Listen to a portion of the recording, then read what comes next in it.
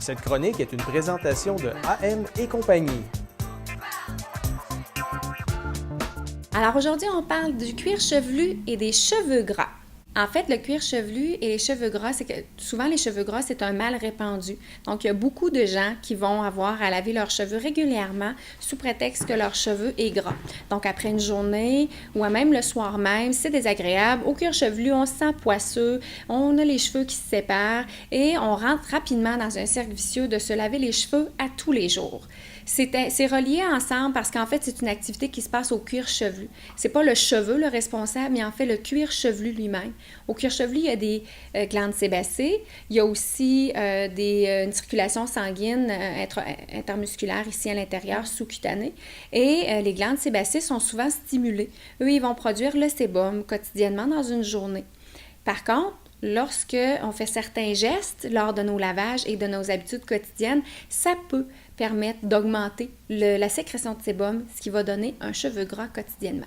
Ça va être souvent mal vu que d'avoir le cheveu sale ou encore la relation avec le sébum n'est pas toujours très agréable. Les gens vont penser que c'est sale, que c'est malpropre. En fait, non, pas du tout. Le sébum, il est là pour protéger votre cuir chevelu parce que le cuir chevelu, c'est une peau au même titre que la peau sur notre corps. Alors, il va protéger le cuir chevelu, donc la peau, des affectations bactériennes ou des blessures, où il va redonner vitamines et kératine à votre peau, également pour vos cheveux.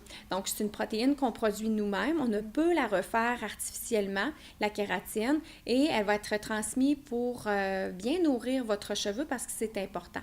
Alors, le sébum est souvent mal vu. On va avoir tendance à vouloir l'enlever quand plutôt c'est notre allié. Alors, comment faire pour devenir notre allié? C'est simple. Lors d'un lavage de cheveux, vous savez, vous allez laver vos cheveux demain matin ou que vous allez les laver là, dans la soirée. À ce moment-là, moi, je vous suggère fortement d'utiliser une brosse toute simple qui ne sera pas là pour graffiner votre cuir chevelu et d'effectuer un brossage. Donc, en faisant ça, il y a un geste mécanique qui se fait et vous étendez, par la force des choses, le sébum sur vos longueurs pointes. Donc, les tiges longueur pointe, ils vont l'absorber pendant un laps de temps lorsque vous ferez autre chose, votre souper ou encore que vous dormez. Et à ce moment-là, vous allez pouvoir, comme une éponge, ils vont absorber les vitamines qui sont logées à l'intérieur du sébum et à ce moment-là, il va en avoir beaucoup moins à nettoyer. Vous allez en avoir récupéré une partie des vitamines et de la kératine qui est naturelle, et vous nettoyez votre cheveu. Lorsqu'on a souvent le syndrome du cheveu gras, c'est qu'on nettoie notre cheveu très fréquemment et on embarque dans un cercle vicieux. La régularité pour laver ses cheveux, habituellement, c'est aux 3 jours ou 2 fois à 3 fois par semaine, c'est assez. C'est pour une question d'hygiène, une question d'odeur, une question de s'assurer que, on a redonné vitalité aux cheveux, on a débarrassé des produits coiffeurs qu'on a utilisés, alors on va le nettoyer. Par contre, les gens qui vont entrer souvent avec un cheveu gras, ça va être les gens qui vont avoir un petit cheveu fin et qui vont nettoyer régulièrement leurs cheveux, quitte à le faire même jusqu'à tous les jours ou encore 2 fois par jour. Cercle vicieux qu'il faut briser. Comment faire pour briser ça? En fait, le cuir chevelu, il va réagir aux gestes mécaniques qu'on va lui apporter. Donc, les glandes sébacées, plus ils vont être frottés, plus ils vont être excités, plus ils vont être excités, plus ils vont vouloir produire du sébum.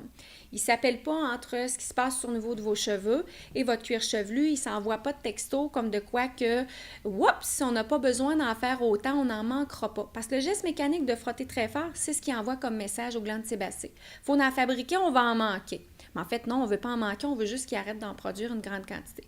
Quand on n'a pas de problème au niveau du sébum, c'est-à-dire qu'on n'a pas d'acné, on n'a pas de problème cutané ailleurs sur le corps, mais qu'on a beaucoup de cheveux gras et qu'on a la sensation qu'on a beaucoup de sébum au cuir chevelu puis que c'est désagréable, puis c'est difficile pour l'estime de soi aussi.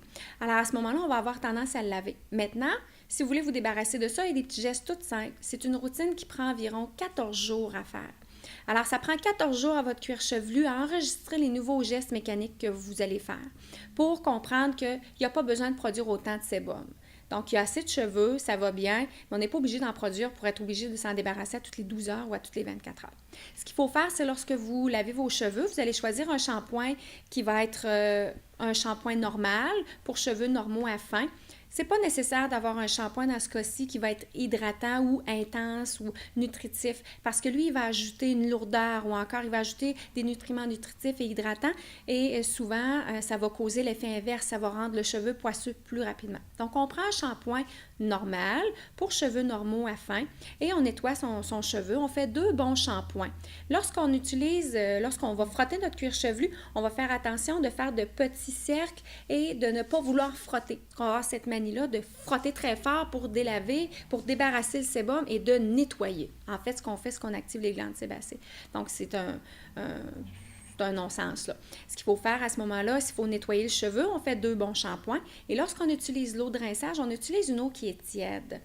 Au début, on est habitué de se laver les cheveux à l'eau très chaude. Ça aussi, ça active les glandes sébacées au cuir chevelu. Ils vont se mettre à produire encore plus, ça les excite. Donc, on réduit la température de notre eau. On y va moins fort au niveau des frottements mécaniques pour envoyer un message comme de quoi qu'on a moins besoin de production de sébum. On fait 2 bons shampoings, puis on termine avec un revitalisant, même si on a tendance à dire si je mets du revitalisant dans mes cheveux, ça va les rendre plus gras.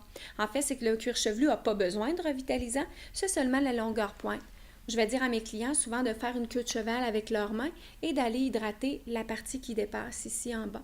Ça permet de sceller les cuticules, ça permet de protéger le cheveu contre les affections extérieures, contre la pollution, les produits, mais ça ferme les portes de son cheveu, il est plus brillant et ça ne le rend pas plus gras.